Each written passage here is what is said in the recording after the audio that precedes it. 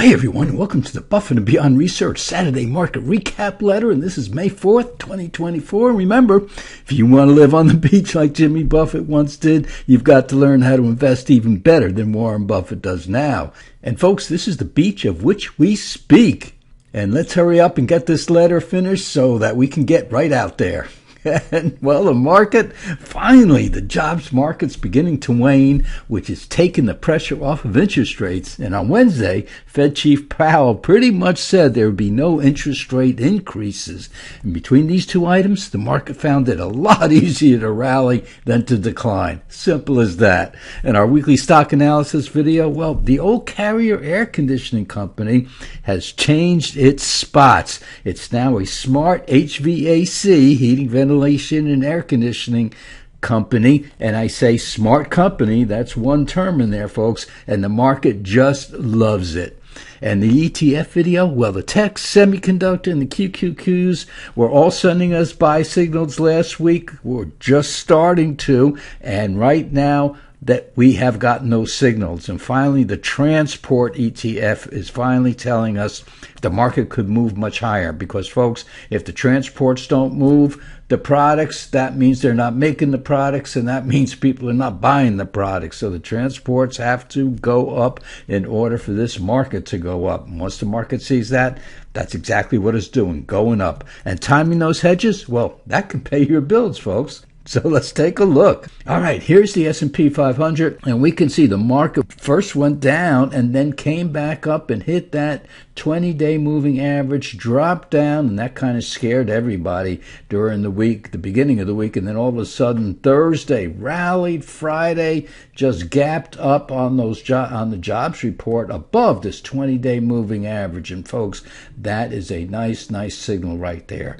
And when we come down here, yep, finally that blue line is actually crossing the red line, because last week it got to it, but boy, it just couldn't hold it, came back down, and that, as I said, that scared a lot of people, and now it's crossed over, and I'm recording this just before the market's closing. And let us look at the candlesticks of the S&P 500, 50-day moving average. But right up here, we can see this indicator going up. We see the market going up. And this down here is the 200-day moving average, which we're a long way from. We're not going down there for a long time, folks. And down here, now you can see how this indicator is working, where the black line is finally crossing over that red line. When we look at the QQQs, same thing. We're right up against that 50-day moving average. This indicator up here going up, and you can really see this indicator, the black line crossing over that red line. This is a buy signal, intermediate term buy signal, folks. So we are probably going to new highs on this news, not tomorrow because, well, that's Sunday, number one. But pretty soon we're going up and we're going to hit these old highs again. And with the Dow, yeah, finally, look at that gap up right to that 50-day moving average. So we got to get through this 50-day moving average here. And down here, you can see that it really is taking off that black line, crossing that red line. Very, very nice. And with portfolio protection, for those of you who want portfolio protection about 15 or 12, 15% below the market, this is about $135,000, $140,000 portfolio. We have these May, June, and July SPY puts. Now the SPYs represent the S&P 500, but there's two indicators on the S&P 500. One's the SPX.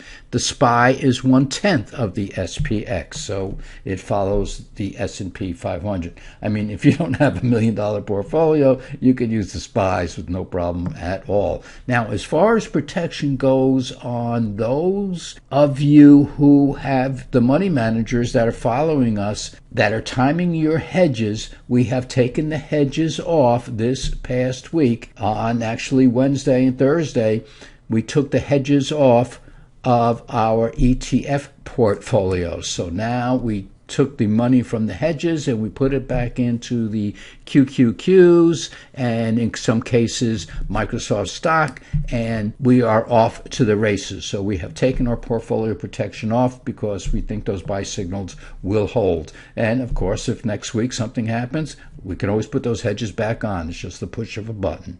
So portfolio protection, if you want portfolio protection all the time, you could have it with your puts, about 12-15% deductible, or you can have puts on your ETF portfolios using the inverse ETFs that were designed strictly for IRAs and other qualified money where you can't go short in a particular portfolio. So they invented the inverse ETFs, and folks, they are working just perfect. You have to see our ETF video and you'll understand where it's going and why we love it.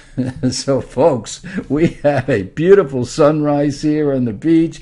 The market was crazy in the beginning of the week, and I don't want to say it's calmed down because now it's gone crazy to the upside, but all is well for this weekend. Go out, enjoy yourself, and folks, you take it easy, stay safe, be with your loved ones, and we'll be back here in a couple of days, folks, and we'll see you then.